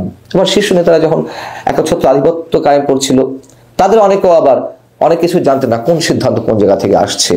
এবং আমি আমার জায়গা থেকে বলতে পারি 2018 সালের আগে আওয়ামী লীগের শীর্ষ নেতা তুফাইল আহমেদ আমার সঙ্গে বলছিলেন, আমি 2018 সাল না 2014 সালের কথা বলছি, নির্বাচনের আগে, যে কোত্থেকে কি সিদ্ধান্ত নেওয়া হচ্ছে আমরা কিছুই জানি না, 2014 নির্বাচন হবে কি না সেই জায়গা থেকে আমার প্রশ্ন ছিল। তিনি বলেছিলেন শেখ হাসিনা কাউকে বিশ্বাস করেন না, এবং শেখ হাসিনা যে কার মতামত নিয়ে চলেন আমরা এখনো ধোঁয়াশার মধ্যে রয়েছি। এটি আমার নিজের অভিজ্ঞতা থেকে বলছি। এবং কমিটিগুলো চলেছে মেয়াদোত্তীর্ণ কমিটি দিয়ে। মন্ত্রিসভার দিকে যদি আমরা তাকাই, আমরা দেখলাম যে 2014, 2018, 2024 যারা মন্ত্রিসভায় স্থান পেয়েছেন, ঘুরে ফিরে প্রায় একই মুখ বেশি সংখ্যায় আমরা দেখেছি। এবং বিশেষ করে 2018 সালের পরে আওয়ামী লীগ সরকারের যে মন্ত্রীরা ছিলেন পরিষদে, তাদের অধিকাংশ তো রয়ে গেলেন 2024-এর মন্ত্রিসভায়। মানে চলছে একনায়কতন্ত্র কায়েম হয়েছিল, স্বেচ্ছাচারিতা কায়েম হয়েছিল, শেখ হাসিনা এইভাবে করে যাচ্ছিলেন, কোনো কিছুই তিনি পরোয়া করছিলেন না, চলছে, তিনি একাই সর্বে সর্বা। এগুলো শুনতে অনেকের খারাপ লাগতে পারে। এখনো দলান্ধ কিছু ব্যক্তি আছেন যারা আওয়ামী লীগের দোষ ত্রুটি চোখেই দেখে না। তারা বর্তমান সরকারের সঙ্গে অনেক কিছু মেলানোর চেষ্টা করে। বর্তমান সরকারের দুঃসময়ের সঙ্গে বা মানুষের যে দুঃসময়গুলো চলছে এখনো পর্যন্ত, যেটি সত্য কথা, সেটিকে উদাহরণ হিসেবে নিয়ে এসে আওয়ামী লীগের যে দুঃশাসন সেটিকে জায়েজ করার কোনো সুযোগ নেই। এবং ইন্ডিয়ান এক্সপ্রেসকে দেওয়া সাক্ষাৎকারে যে সাবেক স্বরাষ্ট্রমন্ত্রী আসাদুজ্জামান খান কামাল বলেছিলেন যে ইসলামপন্থী সন্ত্রাসী এবং সেনাবাহিনীর যৌথ অভ্যুত্থান ঘটেছে, এটিও তার একটি উজ্জ্বল দৃষ্টান্ত যে এখনো আওয়ামী লীগের শীর্ষ পর্যায়ে নেতারা তাদের ভুল ত্রুটিগুলো ভালো করে বিশ্লেষণ করছেন না, গভীরে যাচ্ছেন না, এখনো তার দোষারোপের জায়গা রয়েছে অন্যের প্রতি। আবারও বলি, অবশ্যই দেশি ষড়যন্ত্র ছিল, অবশ্যই একটি কথিত ইসলামিক শক্তি মাথা চা দিয়ে উঠছে, মৌলবাদী আস্ফালন ঘটেছে এবং তাদের একটা ষড়যন্ত্র থাকতে পারে, কিন্তু সাথে সাথে আবারও মনে করিয়ে দিই, সাধারণ মানুষ থেকে শুরু করে আওয়ামী লীগের অসংখ্য তৃণমূলের নেতাকর্মী এবং আওয়ামী পরিবারের সদস্যরা কিন্তু 5 আগস্ট গণঅভ্যুত্থানের সঙ্গে তারা নিজেরা শরিক হয়েছিলেন। এটাই বাস্তবতা। এখন বিষয় হচ্ছে যে নির্বাসনে থাকা শেখ হাসিনা আবার ফিরে আসবেন কিনা। এই রিপোর্টে যদি বলা হয়েছে আল জাজিরা যে 1975 বঙ্গবন্ধু হত্যাকাণ্ডের পরে যে ভয়ঙ্কর দুঃসময়ের মুখোমুখি আওয়ামী লীগ হয়েছিল, তিনি ফিরে এসেছেন, তিনি দলকে সুসংগঠিত করেছেন, কিন্তু ক্ষমতা আসতে 21 বছর সময় লেগেছে। এখনকার যে বাস্তবতা, আমি নিজেও বলেছি আওয়ামী লীগ হয়তো ঘুরে দাঁড়াবে রাজনীতিতে, কিন্তু ক্ষমতা আসাটা এত সহজ হবে না যদি তারা তাদের বিশ্লেষণগুলো, নিজেদের ভুল ত্রুটিগুলো সেভাবে তুলে না নিয়ে আসে। এবং এবারের যে পরিস্থিতি, আমি আবারও বলি, কোট আনকোট করি, ভারতের কংগ্রেসের শীর্ষস্থানীয় নেতা শশী থারুর, তিনি কিন্তু 5 আগস্টের পরপরই মন্তব্য করেছেন আন্তর্জাতিক মিডিয়ায় তার সাক্ষাৎকারে, দ্য এন্ড অফ হাসিনা এরা, হাসিনা যুগের পরিসমাপ্তি। হাসিনার আরেকজন খুব শুভাকাঙ্ক্ষী, ভারতের বিজেপির থিঙ্ক ট্যাঙ্ক হিসেবে যিনি কাজ করছেন, বাংলাদেশের সাবেক হাই কমিশনার ভারতের পিনাক রঞ্জন চক্রবর্তী, তিনিও মন্তব্য করেছেন যে শেখ হাসিনার বয়স যদি 10 বছর কম হতো আরো, তাহলে হয়তো তার ফিরে আসার সম্ভাবনা ছিল। কিন্তু বাস্তবতা হচ্ছে তার বয়স তো এখন 80-র কাছাকাছি। তিনি কতটা পারবেন সেটি হচ্ছে বিষয়।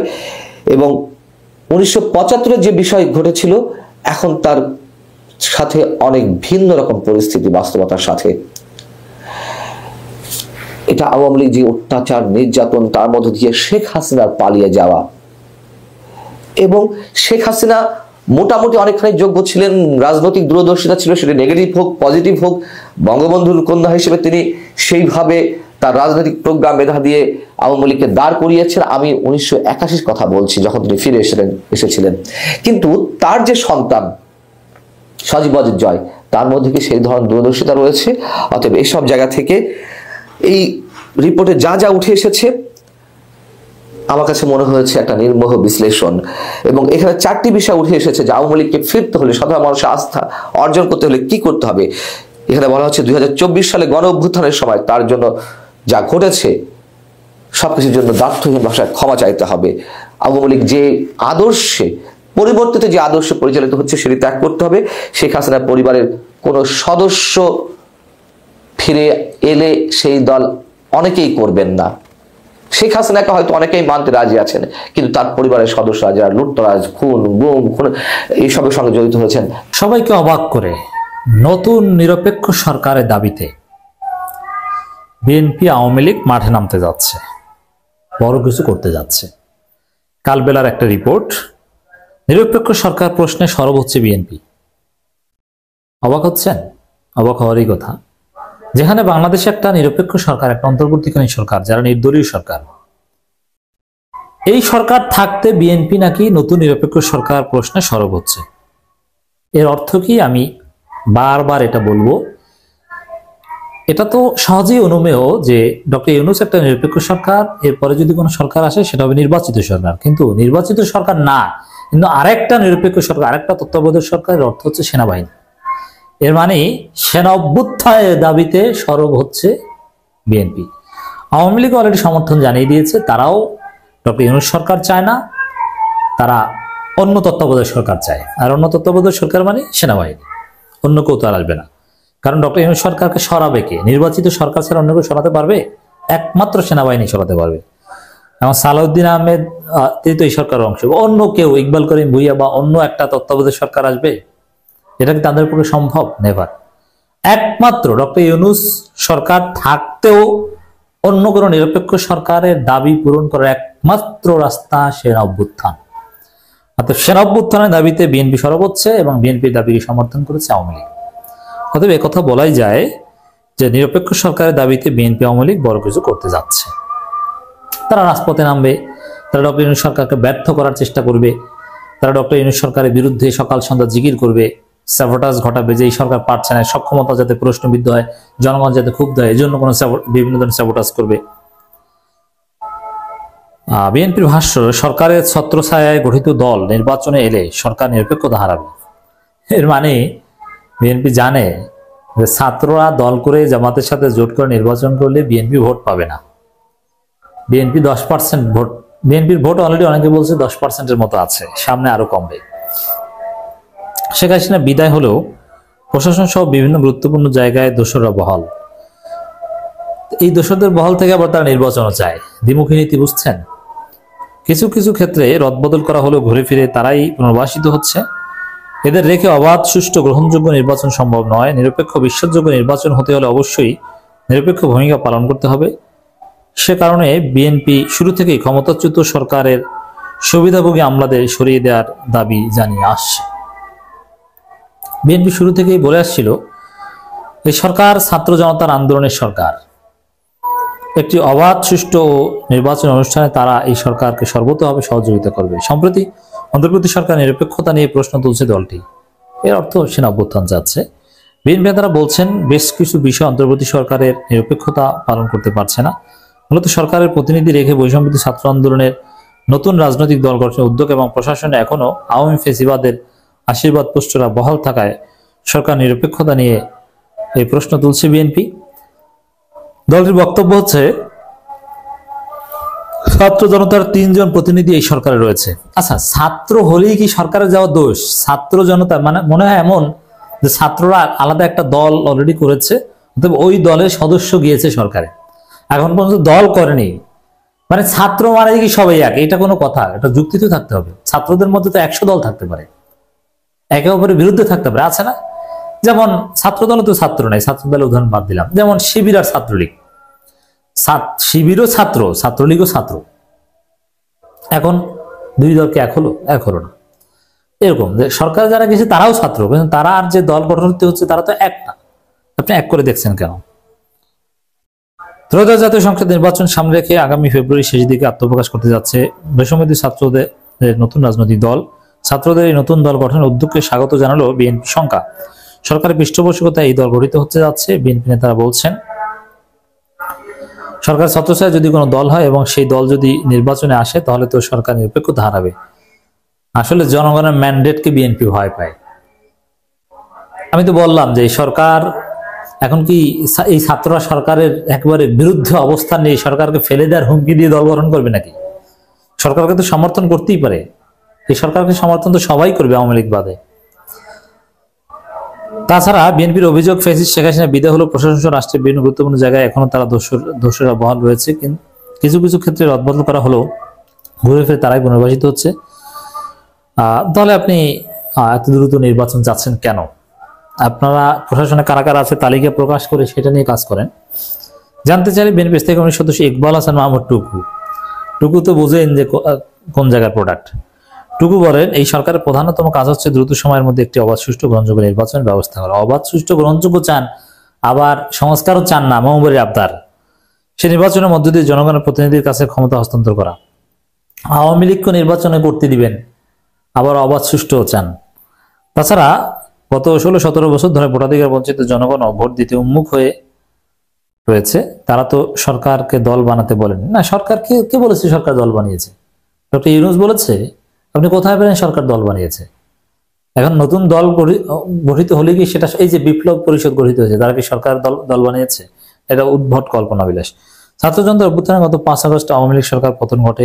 এমন প্রেক্ষাপট অন্তর্বর্তী সরকারের উপদেষ্টা শান্তিনগর যে নাম প্রস্তাব করে বৈষম্যবিরোধী ছাত্র আন্দোলন, এদের মানে আসলে বিএনপির ক্ষোভটা ওই জায়গায় যে বিএনপি যাকে প্রধান উপদেষ্টা করতে চেয়েছিলেন তিনি তার হতে পারেনি, হয়েছে ছাত্র যাকে চেয়েছে ডক্টর ইউনূস তিনি।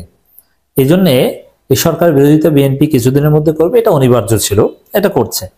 হ্যাঁ, দেশের স্বার্থে বিএনপি রাজনীতি করলে এটা করতো না। এদিকে অন্তর্বর্তী সরকার গঠিত হওয়ার পর থেকে তাদের পক্ষ থেকে বলা হয় বিগত আওয়ামী সরকার রাষ্ট্রীয় প্রতিষ্ঠানগুলো দলীয়করণ করে ধ্বংস করেছে, ব্যবস্থা নিরপেক্ষ নির্বাচন সম্ভব নয়। এটা বিএনপিও বলতো। আওয়ামী লীগ ক্ষমতায় থাকতে বিএনপি বলতো কোশ্চিন কালেও নিরপেক্ষ নির্বাচন সম্ভব নয়। অতএব এটা ব্যাপক সংস্কার দরকার বিএনপির। ছাত্ররা দল তৈরি করতে যাচ্ছেন। ছাত্ররা বলতে যেসব ছাত্র শেখ হাসিনা বিরোধী আন্দোলনে জুলাই আগস্টে যে গণ অভ্যুত্থান তার সামনের সারিতে ছিলেন তাদের কথা বলছি। তাদের দুটো সংগঠন বৈষম্য বিরোধী ছাত্র আন্দোলন এবং জাতীয় নাগরিক কমিটি তৈরি হয়েছে। এর মধ্যে যারা ছাত্র তারা বৈষম্য বিরোধী ছাত্র আন্দোলনে আছেন এবং যারা সিনিয়র, যারা ইয়াং প্রফেশনালস তারা আছেন জাতীয় নাগরিক কমিটিতে। তারা একটা দল তৈরি করতে যাচ্ছেন এবং এই দল তৈরি করা নিয়ে অনিবার্যভাবে কিংস পার্টি আলোচনা কথাটা চলে এসছে। আমরা খেয়াল করেছি সাম্প্রতিক সময় বিএনপি মহাসচিব মির্জা ফখরুল ইসলাম আলমগীরের মন্তব্যের পর থেকে এই আলোচনাটা আবার বেশ ডালপালা মেলেছে। ছাত্ররা যে দল তৈরি করছে সেটার ইম্প্যাক্ট কী হবে, সেটা নিয়ে কেন কিছুটা হলেও অস্বস্তি দেখা যাচ্ছে বিএনপির মধ্যে।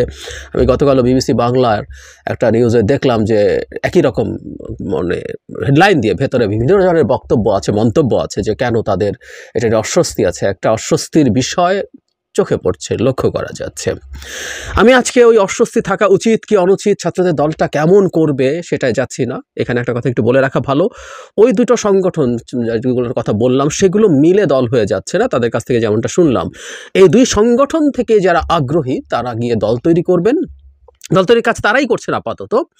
যারা আগ্রহী তারা দল তৈরি করবেন, নতুন নামে দল হবে। এই দুটো সংগঠন সামাজিক সংগঠন হিসেবে বা পলিটিক্যাল সংগঠন, এভাবে বলবো, পলিটিক্যাল দল না হলেও প্রেশার গ্রুপ হিসেবে সমাজে থেকে যাবে, এই হচ্ছে তাদের বক্তব্য। এখন যে আলোচনাটা মূল আলো আসছে সেটা হচ্ছে কিংস পার্টি হচ্ছে কিনা, এবং এখানে একটা নতুন ডাইমেনশন যোগ করেছেন কিছু কিছু জাতীয় নাগরিক কমিটি এবং বৈষম্য বিরোধী ছাত্র আন্দোলনের সদস্য, যারা বিভিন্ন টক শোতে এই আলাপ করছেন বলে আমি বিভিন্ন সময় দেখেছি। সেটা হলো বিএনপিও তো একটা কিংস পার্টি, বিএনপিও তো ক্ষমতায় থেকে তৈরি হয়েছে, তাহলে সমস্যা কি? এই আলাপটা নিয়ে আসলে আজকে আলাপ করতে চাই, এবং আমি মনে করি এটা একটা প্রবলেম্যাটিক আলাপ এবং ভুল আর্গুমেন্ট। তাদেরকে যারা এই আর্গুমেন্টটা শিখিয়ে দিয়েছেন বা তারা যদি আবিষ্কার করে থাকেন, এর মধ্যে মেজর ভুল আছে, যুক্তিতে খুব বড় সমস্যা আছে। তার প্রথমে আমরা একটু আলোচনা করতে চাই বিএনপি কি কিংস পার্টি। কিংস পার্টি বলতে আমরা যা বুঝি, একটা কেউ ক্ষমতায় এসে তারপর নিজে অথবা বাইরে কেউ একটা তার সুযোগ সুবিধা নিয়ে তৈরি করা দল, সরকারের সুযোগ সুবিধা নিয়ে। বিএনপি ক্ষমতায় থেকে তৈরি হওয়া দল, কোনো সন্দেহ নেই। জিয়াউর রহমান দেশের দায়িত্বে আসলেন, এসে তিনি এই দলটা তৈরি করেছেন, দ্যাটস ট্রু। এবং এর পেছনে রাষ্ট্রীয় সুযোগ সুবিধা বা রাষ্ট্রীয় প্রভাব ব্যবহার করা হয়েছে, এইরকম আলোচনাও আছে। সুতরাং এটা হতে পারে, এবং আমরা সেই পয়েন্ট অফ ভিউতে বলতে পারি বিএনপি একটা কিংস পার্টি বলতে পারি। এবং এটা মানে জিয়াউর রহমান এটা তার দল হিসাবেই তৈরি করেছেন, প্রকাশ্যে ঘোষণা দিয়ে, সবাই জানতো এটা কি। আরেক রকম কিংস পার্টি আছে, সেটা হলো ফেরদৌস আহমেদ কোরেশি করার চেষ্টা করেছেন ১/১১ সময়। সে সময় রাষ্ট্রীয় পুরো সুযোগ সুবিধা ব্যবহার করে অন্য একজন ব্যক্তি তৈরি করছেন, এবং এক ধরনের নাটক হয়েছে ওখানে। সরকার কখনো স্বীকার করেনি যে এই পার্টিটা তারা ওন করে, কিন্তু ওই পার্টিটা আসলে সরকারি সুযোগ সুবিধা ব্যবহার করতে গিয়েছিল, গোয়েন্দা সংস্থা তার পেছনে কাজ করেছিল, তার গঠিত হওয়ার পেছনে। সেটা আরেক ধরন। সো এরকম দুটো আমরা নজির বা তুলনা পাই। বিএনপি ক্ষমতায় থেকে তৈরি হয়েছে, কিন্তু আমি ব্যক্তিগতভাবে মনে করি বিএনপি আসলে রাজনৈতিক দল হয়ে উঠেছে এরশাদ বিরোধী আন্দোলনের সময় বেগম খালেদা জিয়ার নেতৃত্বে, এবং অনিবার্যভাবেই সেখানে জিয়াউর রহমানের যে ইমেজ, মানে ক্ষমতায় থাকলেই দল তৈরি করা যায়, নট নেসেসারিলি। জিয়ার দ্বিগুণ সময় ক্ষমতায় ছিল এরশাদ, কিন্তু এরশাদের রাজনৈতিক দল বিএনপির তুলনায় কিছুই হয়নি। ওটা জাস্ট একটা কতগুলো ক্ষমতা লিপ্সু লোকের একটা ক্লাবের, বেশি কিছু আর ছিল না। এটা আমরা দেখেছি পরবর্তীতে, এই সাম্প্রতিক সময় পর্যন্ত কোনো রকমে কিছু ভাত ছেটালে কাক আসে যেরকম, সেরকম। আমি একটু এখানে যোগ করে রাখতে চাই, আমি স্পষ্টভাবে আর নাম বলছি না। গত নির্বাচনের আগে জাতীয় পার্টির গুরুত্বপূর্ণ নেতা অনেকের সাথে টকশোতে দেখা হয়েছে, কথা প্রসঙ্গে এসেছিল যে যদি জিএম কাদের নির্বাচনে না যান কি হবে, তখন খুব স্পষ্টভাবে অনেকে বলেছে, মানে নিজেদেরকে ব্লেম করে বলেছে যে আমরা কি পলিটিক্যাল পার্টি নাকি, আমরা না গেলে, মানে জিএম কাদের যদি ঘোষণা দেন যাবে না, তাহলে সবাই সুর করে, রসের তো রেডি ছিল, তার নেতৃত্বে চলে যাবে 2014 সালে যেমন হয়েছিল। এই হচ্ছে জাতীয় পার্টি। সুতরাং ক্ষমতায় থেকে ক্ষমতার সুবিধা নিয়েই যে সবাই করতে পারেন, নট নেসেসারিলি। যাই হোক, এটা সরিয়ে রাখছি। এখন জাতীয় নাগরিক কমিটি যদি কিংস পার্টি হয়, কোনো সমস্যা আছে না? তাদের কথার টোন এরকম, যখন তারা বিএনপিকে এই কথাটা বলেন, মেজর সমস্যা আছে। ফেরদৌস আহমেদ কোরেশির যে কিংস পার্টি হচ্ছিল ১/১১ সময়, এর মধ্যে একটা মুনাফেকি আছে। মুনাফেকি মানে হচ্ছে আপনি ডিসগাইজ করছেন, আপনি প্রতারণা করছেন। অ্যাপারেন্টলি আপনার অ্যাটিটিউড হচ্ছে আপনি একটা স্বাধীন দল, আপনি আপনার মতো করে দল তৈরি করতে চাইছেন। আমি ভুল না করলে জেনারেল ইব্রাহিমের দলটাও ওই সময় তৈরি হয়েছিল, আমি ওটাকেও কিংস পার্টি বলে মনে করি, কল্যাণ পার্টি। তো এর মধ্যে মুনাফিকি আছে যে আপনি ঘোষণা করছেন না, সরকার বলছেন এটা আমার দল, কিন্তু সরকার ভেতরে ভেতরে তার সাথে কাজ করছে। এতে যেটা হয়, পলিটিক্যাল স্ফিয়ারে থাকা মানুষজনের জন্য এর মধ্যে স্পষ্টতা থাকে না। বিএনপি যখন ক্ষমতায় থেকে তৈরি হয়েছে, এটা ঘোষিত ছিল, জিয়াউর রহমান ঘোষণা দিয়েছেন এবং তিনি এই দল প্রকাশ্যে তৈরি করেছেন, উনি এটার জন্য যা যা করার। এখন কেউ বলতে পারেন উনি ক্ষমতায় থেকে এই দল তৈরি করাটা কতটুকু ঠিক হয়েছে বা ভুল হয়েছে, ইটস এ ডিফারেন্ট ডিবেট, ওটা সরিয়ে রাখি আমরা। ঠিক একইভাবে বর্তমান সরকার কি বলছে তারা কোনো দল তৈরি করতে যাচ্ছে? ডক্টর ইউনূস ঘোষণা দিয়েছেন, সরকার আর কেউ ঘোষণা দিয়েছে? কেউ ঘোষণা দেয়নি। যদি তা হয়ে থাকে তাহলে এই যে দল তৈরি হচ্ছে স্টুডেন্টদের, তার সাথে স্টুডেন্টদের এই দল যে তৈরি হতে যাচ্ছে তার পেছনে সরকারের কোনো না কোনো রকমভাবে ইনভলভমেন্ট আছে এবং এটা কিংস পার্টি, তাহলে এটা আসলে ফেরদৌস আহমেদ কুরেশির মতো কিংস পার্টি হচ্ছে। এখানে মুনাফিকি আছে, প্রতারণা আছে। আপনি অ্যাপারেন্টলি দেখাচ্ছেন আপনি আসলে সরকারের কেউ নন এবং কখনো কখনো এক ধরনের পাতানো খেলা আমি এটাকে মনে করি, তারা সরকারের সমালোচনা করছেন, কিন্তু আসলে সরকারের ওপরে এই স্টুডেন্ট যারা বাইরে আছেন তাদের প্রভাব, ছাত্র প্রতিনিধিরা তো ওখানে আসলে উপদেষ্টা হিসাবেই আছেন এবং আমি বহুবার বলেছি, বিভিন্ন সময়ে এটা প্রকাশিত হয়েছে। আজকে আর নতুন করে উদাহরণ দিতে চাই, আমি উদাহরণ দিয়ে দেখিয়েছি যে বাইরের স্টুডেন্টরা যা বলছেন ছাত্র উপদেষ্টারা তা করছেন, আবার ছাত্র উপদেষ্টারা যা বলছেন বাইরের স্টুডেন্টরা তা করছেন। একেবারে ফ্লুইড একটা সিচুয়েশন, কোনো লাইন অফ ডেমার্কেশন আসলে এদের মধ্যে নেই। সুতরাং অন্তত ছাত্র উপদেষ্টারা দলের হয়ে কাজ করছেন এটা দেখার মতো যথেষ্ট পরিমাণ তথ্য প্রমাণ আমাদের সাথে আছে। একই সাথে স্টুডেন্ট সমন্বয়করা যখন বিভিন্ন জায়গায় যাচ্ছেন তখন রাষ্ট্রীয় প্রোটোকল, কখনো কখনো নানান সুযোগ সুবিধা তারা পাচ্ছেন এবং তাদেরকে অনেক বেশি, তাদের কোনো পদে তারা নেই, রাষ্ট্রীয় কোনো পদে নেই, কিন্তু তাদের নানা রকম প্রভাবের কথা শোনা যায়। সুতরাং দল তৈরির ক্ষেত্রে এটা ইনফ্লুয়েন্স তৈরি করছে বলে আলোচনা আছে। এই আলাপটাই আসলে মাঠে এসেছিল। সুতরাং ছাত্ররা কিংস পার্টি করলে আসলে সমস্যা আছে, আবারও বলছি সমস্যা আছে। যদি ঘোষিতভাবে হতো ডক্টর ইউনূস বা পুরো সবাই মিলে যদি বলেন হ্যাঁ আমরা এই সরকার এই দলটাকে এন্ডোর্স করছি, আমরা এই দলটা তৈরি করছি, তখন বিএনপি, জামায়াত, ইসলামী আন্দোলন, বড় আরও যা যা দল আছে তাদের নিজস্ব স্ট্র্যাটেজি ঠিক তারা করতে পারতেন যে ইয়াস এটা এই সরকারের দল, এর বিরুদ্ধে আমরা কিভাবে কি করব, নির্বাচন হোক বা অন্য সময় কিভাবে কি লড়াই করব ওটা ঠিক করতে পারবো। কিন্তু এই মুহূর্তে সরকার একটা নিরপেক্ষ সরকারের অবস্থান নিয়েছে, তার পারসেপশন মানুষের কাছে নিরপেক্ষ সরকার, সরকার তাই তৈরি করতে চাইছে। আমাদের নিশ্চয়ই মনে আছে প্রধান উপদেষ্টা একটা সাক্ষাৎকারে ডেইলি স্টারের মাহফুজা নামকে আমি দেখিয়েছি, উনি বলেছেন আমরা ফ্যাসিলিটেটর। আলোচনা যখন আমাদের নিজস্ব কোনো স্টেক নাই, আমি আগেও বলেছি, আমি বহুবার বলেছি, আমি মনে করি সরকারেরও একটা স্টেক আছে। যাই হোক, ওনারা স্টেক নেই, ওনারা ফ্যাসিলিটেট করবেন, সবার সাথে বসবেন, কথা বলবেন, সবার মতামতের ভিত্তিতে কিছু সংস্কার করে নির্বাচন দিয়ে চলে যাবেন। তাহলে এই সরকারটা তত্ত্বাবধায়ক সরকার না, কিন্তু এই সরকারটা আসলে নিজের কোনো স্টেকও রাখছে না, মানে স্টুডেন্টদের সাথে কথা বলছি না, এমনি কোনো স্টেক রাখছে না। ফলে এই সরকারটা একটা নিউট্রাল সরকার হিসেবে তার ইমেজ তৈরি করেছেন স্বয়ং প্রধান উপদেষ্টা এবং অন্যান্য উপদেষ্টা তো বটেই। তাহলে এই সরকার কোনো রাজনৈতিক দলের সাথে আছে, এই জিনিসটা তো আসলে হতে পারে না। সেই কারণে এটা বিএনপি ক্ষমতায় থেকে তৈরি হওয়া বা ইভেন জাতীয় পার্টি ক্ষমতায় থেকে তৈরি হওয়ার সাথে কোনোভাবেই তুলনীয় নয়। এরশাদ ক্ষমতায় এসে ঘোষণা দিয়ে তার দল তৈরি করেছেন প্রকাশ্যে, এর মধ্যে কোনো লুকোছাপা, কোনো চুরি, কোনো রকম কোনো প্রতারণা, আমি এটাকে প্রতারণাই বলি, যদি আপনি এই রকম একটা ইলুশন তৈরি করার চেষ্টা করেন যে আপনি নিরপেক্ষ, কিন্তু কোনো একটা দলের পেছনে পুরো সরকার অথবা সরকারের একটা অংশ কোনো না কোনোভাবে যদি ইনভলভড থাকে তাহলে এটা প্রতারণা। এরা জিয়া বলি, এরশাদ বলি, তারা এই প্রতারণাটা করেন নাই। এই প্রতারণা হয়েছিল ১/১১ সময়, এবং যদি হয়ে থাকে, আমি একেবারে স্পষ্টভাবে বলছি না, কিন্তু যদি হয়ে থাকে তাহলে এখন সেই প্রতারণাটা হচ্ছে। এখন ফেরদৌস আহমেদ কুরেশির মতো বা জেনারেল ইব্রাহিমের মতো দল তৈরির চেষ্টা হচ্ছে। এটা তাদের জন্য ভালো হবে কি খারাপ হবে, অ্যানাদার ডিবেট। আমি অলরেডি একাধিক জায়গায় বলেছি, এই যে সরকারের সাথে তাদের যোগাযোগ দেখা যাচ্ছে, একটা সরকার যেটা খুব ভালো পারফর্ম করছে না বা এই ধরনের একটা ইমেজ, এবং সরকার স্বীকারও করছে না। ডক্টর ইউনূস নিজে যদি স্বীকার করতেন তাও একটা কথা ছিল, এই দেশে ডক্টর ইউনূসের প্রতি যথেষ্ট। আপনারা তো দেখলেন এখানে কি কথা হচ্ছে, অনেকেই কিন্তু অনেক কথা বলছে, সমন্বয়কদের বিপক্ষে গিয়ে অনেক কথা বলে, বর্তমান দেশের পরিস্থিতি নিয়ে অনেক কথা বলে। দর্শক শ্রোতা, যারা সমন্বয়কদের বিপক্ষে কথা বলে তারা কিন্তু দেশের ভালো চায় না, এবং তারা কিন্তু শেখ হাসিনাকে আবারও ক্ষমতায় চায়, তাই বলেই তারা এইসব কথা বলে যে বর্তমান সমন্বয়করা কিন্তু ডক্টর ইউনূসকে দেশে এনেছেন এবং ডক্টর ইউনূসকে তারা সহযোগিতা করে, এবং এই সমন্বয়কদের বিপক্ষে সাধারণ মানুষরা কথা বলে। দর্শক শ্রোতা, যেই সমন্বয়করা মানে যেই সার্জিস এবং হাসনাত আবদুল্লাহ তাদের প্রাণের বিনিময়ে আমাদের দেশটাকে রক্ষা করেছে, তারা এত রিস্ক নিয়ে আমাদের দেশটাকে স্বাধীন করেছে, সেই তাদেরকেই সাধারণ মানুষরা কি বলে, তাদের বিপক্ষে কথা বলে। সবাই কিন্তু এইসব করে না, কিছু সংখ্যক মানুষ। এই কিছু সংখ্যক মানুষরা যদি সরাসরি তারা মানে এইসব কথা বলে, তাদেরকে কিন্তু দুলাই দেওয়া হয়। আপনারা তো দেখেছেন। দর্শক শ্রোতা সার দিছে। এবং হাসনাত আব্দুল্লাহ নিয়ে আপনাদের মন্তব্য কি?